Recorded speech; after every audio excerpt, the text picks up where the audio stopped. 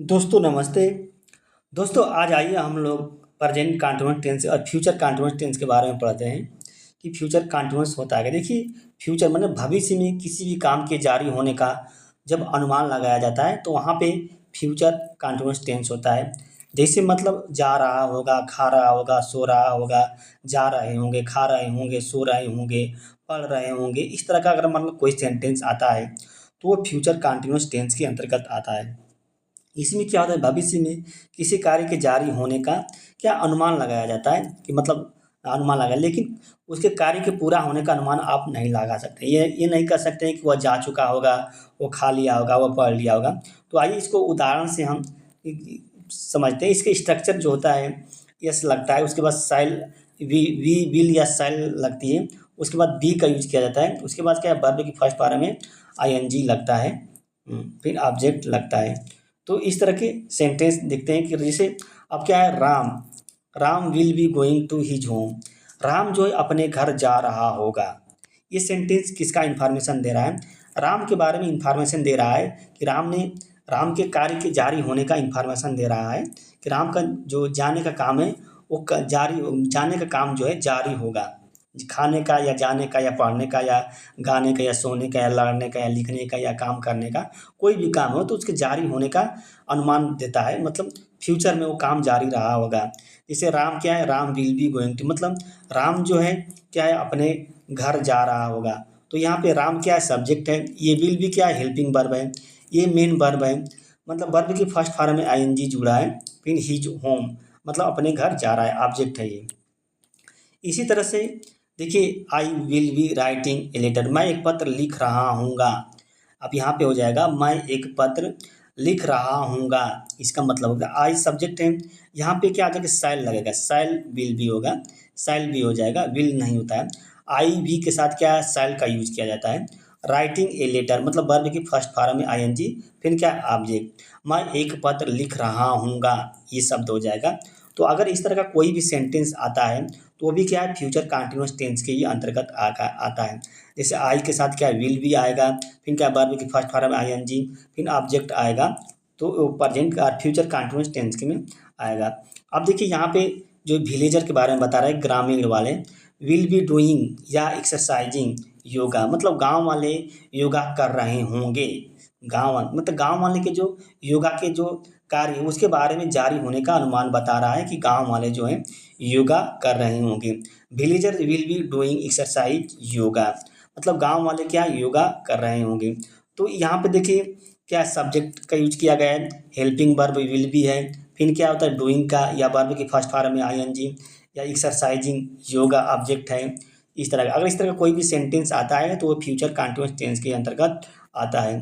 अब देखिए यहाँ पे police will be arresting criminal, मतलब देखिए यहाँ पे वर्ब के विल बी का यूज किया गया है, मतलब पुलिस जो है अपराधी को क्या कर रही, गिरफ्तार कर रही होगी, मतलब गिरफ्तार करने की जो प्रक्रिया है उसके बारे में बता रहा है कि गिरफ्तार करने का काम जो है जारी होगा फ्यूचर में। तो ये क्या है, सब्जेक्ट हो गया, यहाँ पे सब्जेक्ट हो गया, हेल्पिंग वर्ब हो जाएगी, प्लस क्या आ जाए वर्ब की फर्स्ट पार्ट में आईएनजी प्लस ऑब्जेक्ट हो जाएगा।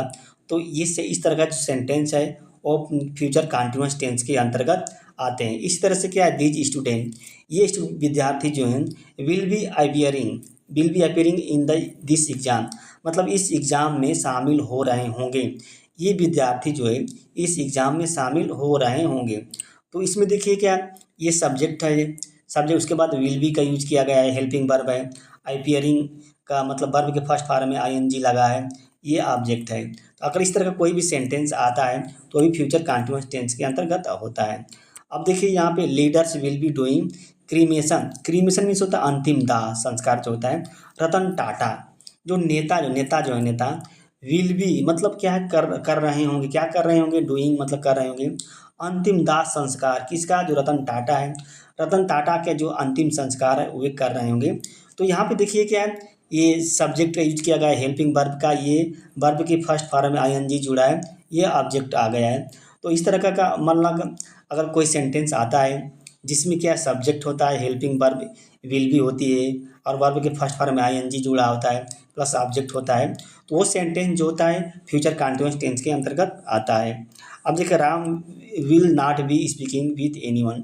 जो राम है, राम के बारे में बता रहा है क्या, देखिए विल आया है, विल के बाद नॉट आया है, फिर बी का यूज किया गया है, स्पीकिंग वर्ब के फर्स्ट फॉर्म में आईएनजी जुड़ा है, फिर ये क्या ऑब्जेक्ट का यूज किया गया है। मतलब राम जो है किसी के साथ बोल नहीं रहा होगा, किसी के साथ बात नहीं कर रहा होगा। इसका मतलब यही होगा कि राम जो है किसी के साथ बात नहीं कर रहा होगा।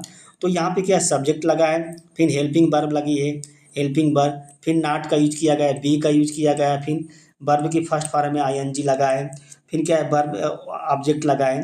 तो इस तरह का कोई भी सेंटेंस आता है तो समझिए कि फ्यूचर और एक कंटीन्यूअस टेंस के अंतर्गत माना जाता है, वो मतलब होगा वो। अब वी देखिए यहाँ पर शैल लगेगा, we shall not be completing our work. हम अपने काम को पूरा कर नहीं रहे होंगे। यहाँ पे सब्जेक्ट क्या वी लगा है, हम अपने काम को पूरा कर नहीं रहे होंगे, इस तरह का यूज किया गया है। तो वी के साथ क्या है, we shall not be completing our homework. मतलब देखिए ये शैल का यूज किया गया है विल का, तो यहाँ पर शैल का यूज किया गया है। सब्जेक्ट है, ये हेल्पिंग वर्ब है, ये नॉट है, ये बी क्या है, बी का यूज किया गया है, फिर वर्ब के फर्स्ट फॉर्म में आईएनजी, फिर ये ऑब्जेक्ट। इस तरह का कोई भी सेंटेंस आता है तो ये फ्यूचर कंटीन्यूअस टेंस के अंतर्गत आएगा। अब देखिए where will you be going this time, इस समय तुम कहाँ जा रहे होगे। वेयर, देखिए ये सेंटेंस जो है ना, ये सेंटेंस प्रश्नवाचक शब्दों से स्टार्ट हो गया, प्रारंभ हो गया है। जैसे वाट है, वेयर है, वेन है, वाई है, तो उसके तुरंत बाद क्या है हेल्पिंग वर्ब लगती है, जैसे विल है, शैल लगेगा, उसके बाद आप सब्जेक्ट लगता है, उसके बाद बी लगता है, उसके बाद वर्ब की फर्स्ट फॉर्म में आईएनजी लगता है, इस समय मतलब इस ऑब्जेक्ट लगता है। तो ये जो है where will you be going this time, मतलब आप जो इस समय कहाँ जा रहे होंगे, तुम इस समय कहाँ जा रहे होगे, मतलब जाने का जो काम है उसके बारे में बता रहा है कि जाने का काम जारी होगा, कब जाएगा, कब पहुँचेगा, इसके बारे में कोई इन्फॉर्मेशन नहीं मिलता, भी सिर्फ जाने के बारे में इंटरोगेटिव रूप से या निगेटिव रूप से या पॉजिटिव रूप से इन्फॉर्मेशन मिलती है।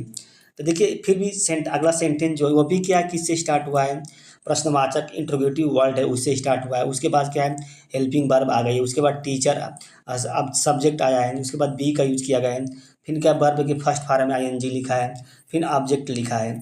तो ये क्या कह रहा है कि जो मतलब जो टीचर है, टीचर जो है विद्यार्थियों की कॉपी को कहाँ जाँच चेक करेगा, चेकिंग लिखा है ना, कहाँ जाँच करेगा या जाँचेगा या चेक करेगा।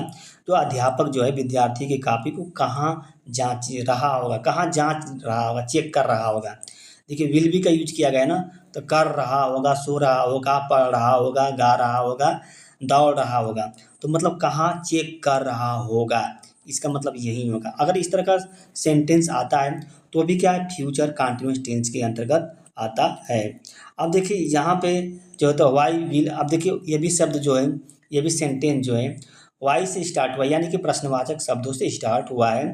फिर उसके बाद क्या विल हेल्पिंग वर्ब का यूज किया गया, आई का सब्जेक्ट का यूज किया गया, फिर नॉट का यूज किया गया, बी का यूज किया गया, राइटिंग मतलब एक लिख रहा है, एक पत्र मतलब क्या है, मैं एक पत्र क्यों नहीं लिख रहा हूँगा, क्यों नहीं लिख रहा हूँगा, इस तरह का है। तो देखिए इसमें क्या है थे, अगर मतलब सेंटेंस जो है प्रश्नवाचक शब्दों से स्टार्ट होता है, उसके बाद क्या आता है विल या शैल आता है, उसके बाद क्या है सब्जेक्ट आता है, उसके बाद नॉट आती है, उसके बाद बी आता है, उसके बाद क्या है वर्ब की फर्स्ट फॉर्म में आईएनजी आता है, और उसके साथ बाद क्या ऑब्जेक्ट आता है। तो इस तरह का जो सेंटेंस है ना वो फ्यूचर कंटीन्यूअस टेंस के अंतर्गत रखे जाते हैं, वो भी इंटरोगेटिव फॉर्म वाले। अब देखिए यहाँ पे दूसरे टाइप का इस देखिए will Shyam be singing a song. अब देखिए यहाँ पे जो सेंटेंस जो है ना वो विल से ही स्टार्ट हो गया है, तो यहाँ विल की अंग्रेजी गागेगी नहीं होगी, बल्कि क्या हो जाएगी, विल की अंग्रेजी क्या हो जाएगी, क्या होगी, क्या श्याम जो है एक गाना गा रहा होगा, यहाँ पे होगा क्या श्याम जो एक गाना गा रहा होगा। इस तरह का सेंटेंस इसमें यूज किया गया है। तो यहाँ पे देखिए विल क्या आया है, विल के बाद क्या श्याम आया है, यानी कि सब्जेक्ट आया है, फिर बी का यूज किया गया है, फिर वर्ब के फर्स्ट फॉर्म में आईएनजी लगा है, फिर ऑब्जेक्ट लगा है। तो अगर इस तरह का जो सेंटेंस है उसको उस तरह के सेंटेंस को क्या है फ्यूचर कंटीन्यूअस टेंस के अंतर्गत रखे जाते हैं, लेकिन ये इंटरोगेटिव फॉर्म है। इसी तरह से ये भी है कि विल जो है children be discussing with each other मतलब ये क्या कह रहा है कि क्या विद्यार्थी जो हैं एक दूसरे के साथ बात कर रहे होंगे, क्या वार्ता कर रहे होंगे, डिस्कशन कर रहे होंगे। तो देखिए विल आया है, विल यानी कि हेल्पिंग वर्ब के साथ बाद क्या आया है, सब्जेक्ट आया है, फिर बी आया है, फिर वर्ब की फर्स्ट फॉर्म में आईएनजी आया है, फिर ऑब्जेक्ट आया है। तो इस तरह का भी सेंटेंस जो है अगर आता है इस टाइप में सेंटेंस, तो वो भी क्या हो जाएगा, फ्यूचर कंटीन्यूअस टेंस के अंतर्गत होगा। देखिए विल यहाँ भी आया, यहाँ भी विल आया है, तो दोनों का अर्थ जो गागी नहीं होगा बल्कि क्या से होगा, उसकी अर्थ क्या होगा। अब देखिए will child not be crying. अब देखिए यहाँ पे विल से स्टार्ट हुआ है, फिर सब्जेक्ट आया है, फिर नॉट आया है, बी आया है, वर्ब की फर्स्ट फॉर्म में आईएनजी आया है, इन दिस हाउस मतलब इस घर में। क्या जो बच्चा है इस घर में चिल्ला नहीं रहा होगा, क्या बच्चा जो है इस घर में चिल्ला नहीं रहा होगा। इस तरह अगर मतलब कोई भी सेंटेंस इस तरह का आता है तो वो फ्यूचर कंटीन्यूअस टेंस के अंतर्गत आएगा।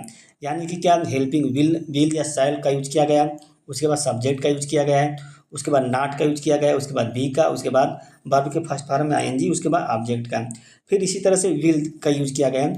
तो विल का यहाँ पे अंग्रेजी जो होगी क्या गागी नहीं बल्कि क्या होगी, मतलब will farmers not be harvesting their crop, मतलब जो किसान जो हैं अपनी फसल को काट नहीं रहे होंगे, काट नहीं होती। यहाँ पे अगर इस तरह का जो सेंटेंस है वो भी सेंटेंस जो होता है फ्यूचर कंटीन्यूअस टेंस के अंतर्गत आता है। अगर विल शैल के बाद क्या होता है, सब्जेक्ट आता है, फिर नॉट आता है, फिर बी आती है, फिर वर्ब के फर्स्ट फॉर्म में आईएनजी आता है, फिर ऑब्जेक्ट आता है। तो इस तरह के सेंटेंस भी जो है फ्यूचर कंटीन्यूअस टेंस के अंतर्गत आते हैं। तो इसमें देखिए स्ट्रक्चर क्या होता है, सब्जेक्ट लगता है, सब विल या शैल का यूज किया जाता है, फिर बी का यूज किया जाता है, फिर वर्ब के फर्स्ट फॉर्म में आईएनजी लगता है, फिर ओ लगता है। तो अगर इस तरह का कोई भी सेंटेंस है तो वह फ्यूचर कंटीन्यूअस टेंस के अंतर्गत आएगा।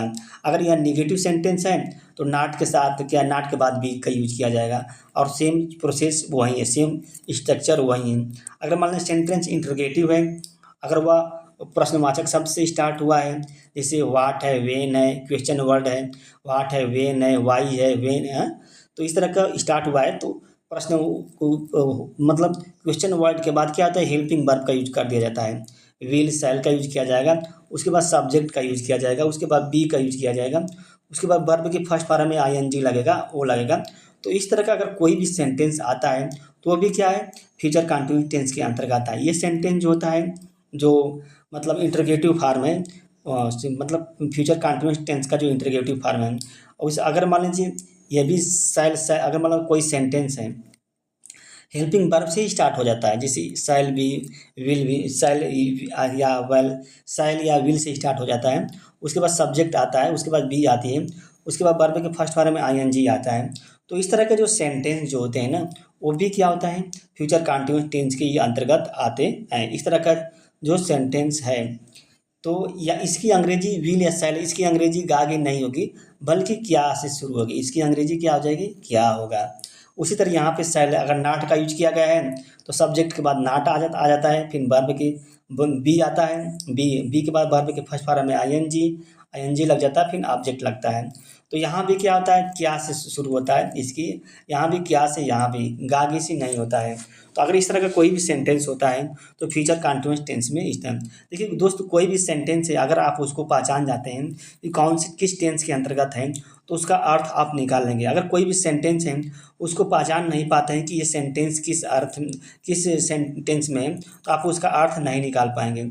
दोस्तों अगर वीडियो अच्छी लगी तो लाइक कीजिए और हमारे चैनल को दोस्त सब्सक्राइब कीजिए। धन्यवाद, नमस्ते।